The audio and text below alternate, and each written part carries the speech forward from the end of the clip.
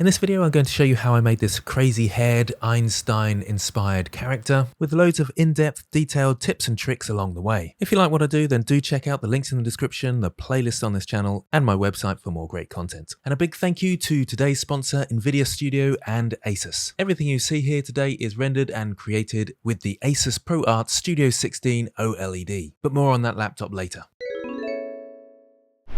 So here's a quick time lapse of the initial base sculpt. If you want to know more about how to sculpt the base mesh for the head, then I do have a specific tutorial on that with all the proportions and everything like that, so links in the description. Generally for this, I stick to the grab brush just to pull the mesh around, and it's a very low resolution in terms of the remesh. The only time I've upped it is just there when I wanted to add the ear. I used masking for that. It tends to be a little bit easier, and then once I've got the mask, I pull it out and squish it around until it's ear-shaped. Obviously it's got caricature proportions, so I pull it around and experiment a little bit, but it's important to get that base shape right before you go into the details, because it can be far more awkward to move things around once you've got those details in. So I'm still using the grab brush for the eyelids to get the shape of those, and they're very rough until I up the resolution in a moment. And it's points like this where I go across to the crease brush that I up the resolution, because it's just hopeless trying to do that with a low resolution. But I'm trying to keep it as low as possible because it's much easier to work on a shape with low polygons than it is high polygon, so I keep as low as I possibly can for as long as I can. I actually use the clay strips sometimes because it adds a bit more bulk rather than the draw brush. And once you get to the detailed phase, it's a little bit easier than using the grab brush. And you can see this base shape emerging nicely here. So I've got to this point and it's not particularly detailed, but it's got the outline shapes. At this point I want to retopologize because at the moment, if I go into edit mode, you can see it's very dense and it's got 500,000 faces. I need to retopologize so that I can use the multi-resolution modifier, so I can really increase the poly count and have some fine details, and unwrap it so we can paint on it and add the hair. So I'll press N on my keyboard. So I use the quad remesher and I set it to 20,000. So it's still quite high poly, but it's much more manageable when it comes to rendering and texturing. So I press the remesh button. This is the one paid for add-on that I really appreciate because it just speeds up the process so much. So if we have a look at the topology, it's not amazing. You'd certainly want better topology around the mouth. And if you want to simplify by selecting maybe a face loop, you often get the occasion where it wraps all the way around the object. This is fairly clean actually, but places like that you can see it's a little bit off, and that one, it's traveling all the way around the mesh and all over the place. That's not great topology, but that's not important. It just allows us to continue the artwork. The main thing is that I can easily unwrap this mesh and add textures to it, but also add the multi-resolution modifier to add some detail. So I can go to my modifiers, add my multi-resolution modifier, and start subdividing. So I've got 2 million faces. That should certainly be enough even for some fine detail. I could go one more if I find I need to. If I zoom in, you should be able to just about see the faces and the detail level there. So now I can come in and start really refining the sculpt, adding back some of the detail that might have been lost, although there's not a great deal. The great thing about the subdivision surface modifier is that you can go to a really high poly count if you want to, so add some really fine detail. But you've always got your original mesh that you can bake all this detail to as a normal map, which will of course speed up renders and make your life a lot easier. For the next stage, I use some brush alphas, and for that I go to pixelogic.com, and if you go to their download center and under alphas, you can scroll down a bit and there's lots of brush alphas you can use. If you look under skin, you can see that there's lots of wrinkles and pores and things like that just here. These ones here are particularly nice, and the pores here are good as well. There's certainly better ones out there if you pay for them, but these do a reasonable job if you're just testing things out. And you can see some of the results I've got already. You scroll down to the texture part of the brush and add it. If you want to see a detailed tutorial about how to add these and use them in your sculpts, then check the link in the description and the card in the corner now. But you can see I can take this and use it to create some wrinkles around the eyes particularly. I keep it a fairly low strength, and you can see the types of results that you get from this. I tend to go a little bit overboard. It looks very extreme at the moment, but if I went to material preview mode, you can see it's not quite as intense as solid mode suggests. So you can go a little bit overboard with some of these. Just watch out for the symmetry in the middle. You might have to smooth out some of those areas, and I can put a little bit of just bump in there instead. Don't completely rely on these. You might need to go in with something like the Draw Sharp brush and maybe add some tiny wrinkles around the place that are a bit extra. It certainly helps to have a graphics tablet for this sort of thing. And the Draw Sharp brush, you can make it really small and make some little dents in the skin as well, which can help.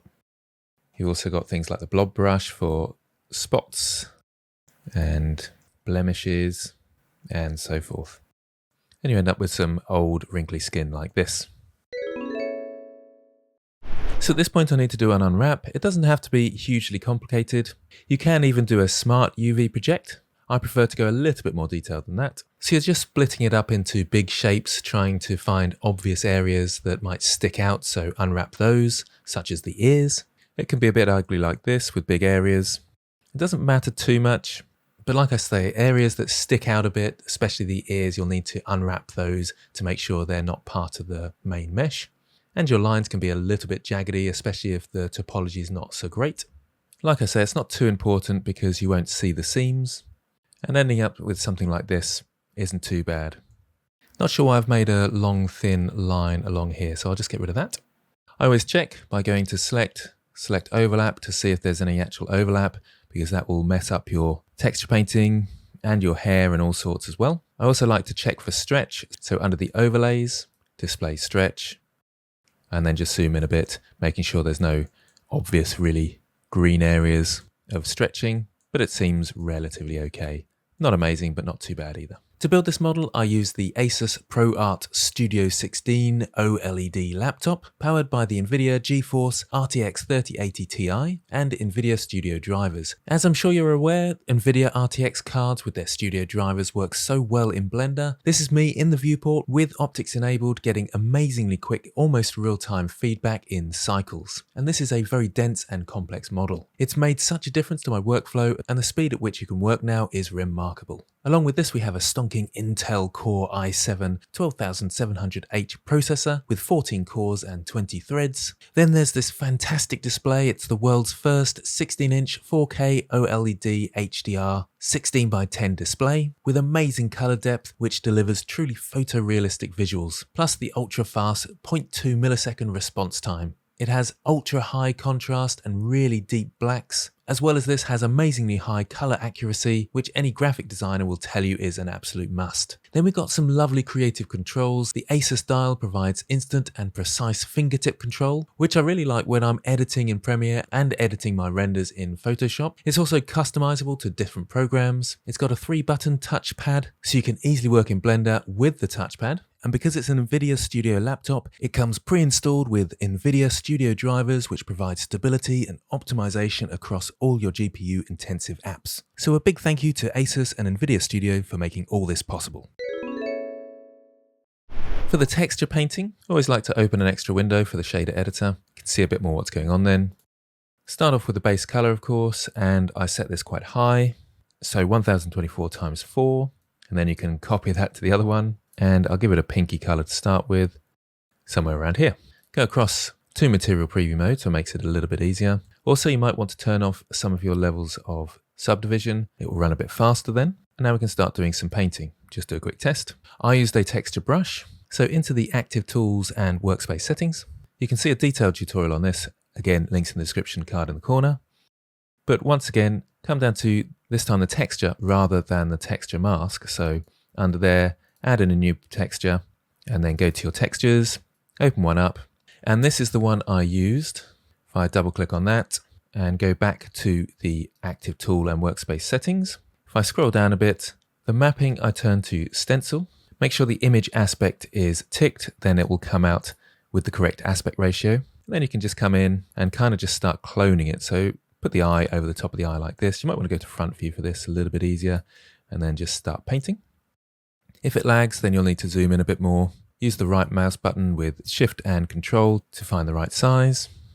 Rotate that, put it over the nose slightly. Probably difficult to see this on your screens, but hopefully you can kind of get the idea from what I'm doing here. You might get some slight glitches like this. I found I was getting some tiny glitches where it sort of went a slightly odd color. And when I move away, you can kind of see what's going on there. You obviously have to be a bit more careful than I am here, and probably zoom in a fair bit with both your texture by holding down Shift and right click and your model, and be a little bit more precise than I am here, and just find areas of the skin to paint onto your model. Looks a little bit strange, but when I move away, you can kind of see how that just about works. At this point, I'm just trying to get as much detail in as I can to start me off, because I'll improve on this a little bit later on. But you can sort of see what's going on there. The next stage then is to go to the clone stamp brush, and I can control click on an area and then use that area to paint in other areas. So you can sort of slowly kind of sort out these areas where there are problems. You can also use the smudge brush, which can help a little bit around some areas if there's any major issues, but I prefer the clone stamp. Just control click for the area you want to copy and then repeat. And slowly but surely you build up a texture. It looks a little bit ugly at the moment, but once you get the subsurface scattering in there, it does soften it a lot, which I can show you. So let's put in 0.3, and you can see how that softens it greatly. Put it across to the reds a bit more, probably not quite 0.3, 0.1, and you can see it softens it a lot. And once you get the lighting in there as well, it can give you a very realistic looking effect. Here you can see where I'm up to after a fair bit of tinkering with that texture and other tools that are available. With my paintbrush, I can come to the brush settings. Under the blend mode, I can use things like color, and I can give it a slight bit of blue. You can see I've got a bit of blue under the chin here. Again, very low strength, and just paint a little bit of blue on. It just changes the color to blue. It doesn't change the luminance, so the brightness and contrast, or the saturation. Make my brush a little bit smaller here so you can see the effects of that. So it's very subtle there. Probably a little bit more purpley, give it a bit more pink. You can probably not really see much going on there, but the blue I'm adding to the bottom helps give it that sort of shadowy feel. Then you go for a sort of reddy color in the middle, make the nose nice and red, the cheeks nice and red, and the ears, and a bit around the eyes, but you make them a little bit darker, so we've got a purple around there, obviously the lips as well. And you go a bit more yellowy on the top, so across towards the yellows here, and add a bit of yellow, as you can see. And that's just the color. We can also use the multiply blend modes. So I can bring the color down a bit, maybe add a little bit of red, and just to areas, maybe underneath the nose, for example, would be a good place to add a little bit of shadow. As you can see there, using the multiply brush. If you go a little bit too far like this, you can bring it back with a bit of the screen brush, which is the opposite. So I can have a little bit more brightness in these areas just in here. So you've got screen for brightness, and that literally just brightens the color, whatever's underneath it, and the multiply is for darkening. And the color is just for adding color, not affecting the luminance, so the brightness, or the saturation, so how colorful it is. And you end up with something similar to this anyway. Remember, you have got the smudge brushes as well. If there's any areas which are a little bit awkward to get to, you can go in with the smudge brush and just smudge those out. You can see that this is not hugely detailed. We get a bit more detail from the mesh itself, and obviously the hair, and obviously the lighting that we add later on. So here's our painted texture on its own. And what I've added is a PBR material, so I've added in some roughness and some normals and some subsurface scattering. And if you're not sure what a PBR is, then do check the link in the description for more details on that. We're only seeing the color map at the moment, but because I've got the Node Wrangler installed, I can press Ctrl Shift and left click on these different items and show you the different maps. I've been a bit lazy and I just copied the base color map and then just painted over it and put it through a color ramp so you can see the final result with the color ramp there. And this is how I painted it. So I just added a little bit of white in areas that needed a bit more subsurface scattering. So usually around the eyebrows, nose, ears, and lips. And it should really have a little bit more around the eyes. But it's a fairly subtle effect, and you'll see the final results in just a moment. You use black and white maps for the subsurf and the roughness, and for the subsurface scattering, the white bits have more and the black bits have none. Then there's the roughness map, and you'll see there's a bit of a similarity between the subsurface and the roughness. So these are places where it's a bit more shiny. And actually I painted this as if it was a glossy map. It was just a little bit easier to copy the subsurface map and then paint some white spots on and then flip it with a color ramp, which you can see here. So the dark spots are the shiny bits with a true roughness map. And of course I've baked out a normal map from my multi-resolution modifier. That's a nice simple thing to do. So if I show you my multi-resolution modifier, you can see that it's not on at all. The viewport is set at 0, and in fact it's not even enabled in the render or the viewport. So it's all happening through this normal map, which you can kind of see there. The final result being this. So it's looking a lot better. You don't see a lot of the subsurface scattering when you've got an HDRI in the background. You can see some of the shininess coming from places like the lips where there was a darker spot, the end of the nose as well. You can probably see a little bit of shininess glinting off there, which works quite well. And then when we put the lighting in as well, which I'll talk about in a moment, it suddenly looks a lot more realistic. Also, this is using cycles, so the subsurface scattering effect is that much more realistic. I'll just quickly show you the eyeballs as well. Let's go back to solid mode for that, and you can see I've just changed the shape very slightly. So I'll just select those and go into edit mode so you can see those. It's just that front bit there, I tend to push that out a little bit more, but they're really basic. I'll go into local view so you can see the unwrap as well. So it's fairly straightforward. I'll go to the UV editing so you can see that. This part's the front of the eye, and you can see how I've unwrapped it there. It does overlap these areas slightly, so isolate that again. So you can see some of the seams here, but that's inside the head, and I don't worry too much about that. And the UV map for the back of the eyeball is here, so you can see it's all over the place. Again, not really worrying too much about the back of the eyeball. I suppose I could scale this down and move it into a sensible position somewhere around there. That would look a bit better. So very, very simple eyeballs. And if I go back to the shading tab, you can see it's just one material, which is that eyeball material you saw, plugged into the base color and the roughness all the way down, which gives us this sort of eyeball result, which doesn't really look too bad. So how do we do the hair? Well, in Blender 3.3, there's a new hair system, and it's really fantastic. And that for me was really the point of this whole project, was to try that system out. And I thought a crazy haired Einstein type scientist would work really well. So with the hair, you've got to obviously have the object you want to add the hair to selected. And in object mode, Shift A to add. Under curve, you've got the new hair system just here. You won't see anything when you add that. And you have to go into sculpt mode for this to work. So I'll go across to the sculpting workspace and go into sculpt mode. And you can see we've got all these hair options here. I'll just bring the outliner down very slightly. And you can see the curve just there. I'll call this hair test. And I've got my other hair objects here that I've already done. So with this, I can add more hair. And the brush is controlled in the same way as it normally is with F to resize. You've got your count here, and I can just start painting hair on. In fact, I'll undo that because you'd probably want to turn X symmetry on because it makes it much easier. And here's me painting some hair. Under the curve shape, we can change the length to a lot bigger. So a lot bigger here. And that already looks pretty fun. And it seems to run really smoothly. And yes, I'm using a powerful machine, but I didn't experience any lag along the way at all. And I added an awful lot of hair. You can obviously delete hair with the delete button. You can change and affect the density of the hair, the max count there, so I can turn this up and add more density or less.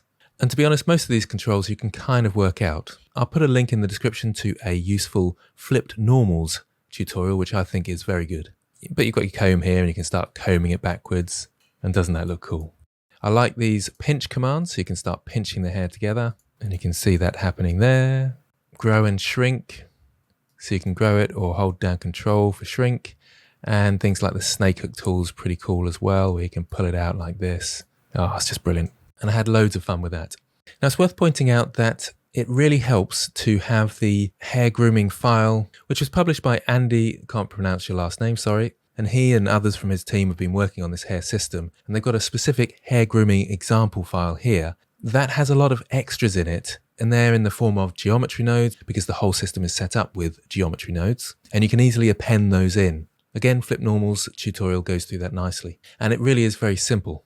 So if we go back to my file here and I go to add modifier geometry nodes, because I've already got them appended into this file, I can just click this down arrow here and choose hair thickness, for example. This is the most awkward one because you can't change it in here. You have to open up the geometry nodes window. So if I go across the geometry nodes, you can see the setup here, and you've got some options here, which I find very confusing, but this seemed to work. So if you wanted to copy mine, that's the map range there. That seemed to work okay. But that's how you can change the hair thickness. And if you don't use that node, it doesn't render very nicely at all in cycles. It does okay in Eevee, but if you want it to look right and render in cycles, then you'll need to use that hair thickness node. The other thing you'll have to do is go to the render settings, down to curves and viewport display, and change that to strip when you're using that particular geometry node. It all sounds a bit confusing, but it's actually very easy once you get used to it. If I go back to my modifiers and add another geometry node, we've also got things like the randomized length, and you can see the length changes just there. And the other one, if I add that, scroll down to the bottom here and add in the hair noise, which is the other one that's worth using. If I turn that up, you can see it goes more noisy. I'll just quickly jump into rendered view so you can kind of see the results. And that's quite effective, even with that very simple combing that I did. Let's turn some lights on so you can see it. And that's not too bad. And incidentally, this is running in the viewport particularly nicely with the RTX 3080 Ti card. So if I take us back to the shading workspace, I think, and I'll delete that hair and bring back the hair that I actually made. You can see the results there. If I click on the hair, you can see that I'm actually using the principled hair BSDF. That only works in cycles. And the only thing I really changed was the color. I don't think I've messed with the other things much at all. And it gives quite a nice result, particularly when you've got some nice lighting, which I'll talk about now. Now for the lighting, first of all in the background I've got an HDRI, but I've got the strength set fairly low. That's just to give a little bit of variation to some of the reflections and to offer some general light around the scene. But it's set at 0.3 at the moment. I've got a 3-point lighting system, so I've got a key light, a fill light and a backlight. So I'll hide the backlight and the fill light and just leave you with the key light. So that's the main light that's shining onto our subject there. It's fairly bright and fairly powerful. I haven't resized this to a real life head size, so it's absolutely massive. That's why my wattage is very high, but it's got a bit of warmth to it. So it's slightly across to the yellows here. And you can see the effect that that has. If I bring it across a bit further, adds a tiny bit more warmth, and maybe I prefer that slightly. But you should try and keep these things fairly subtle.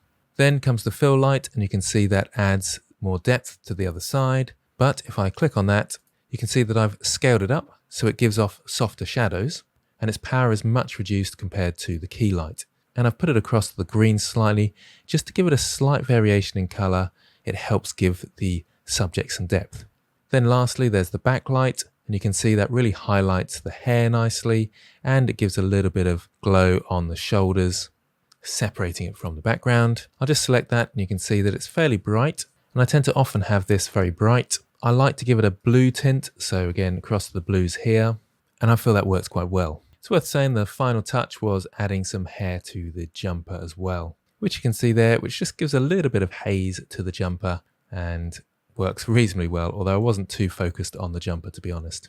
But it does highlight what the backlight is doing there, giving that edge glow, which helps separate our subject from the background. The last thing that's worth pointing out, if I press N on my keyboard and go to View, the default is 50mm. I think this is far better at about 120mm for your camera. And you can see that's a much better lens type for portraits. And if we look through my camera and I select my camera, you can see I've set that up to 120mm lens.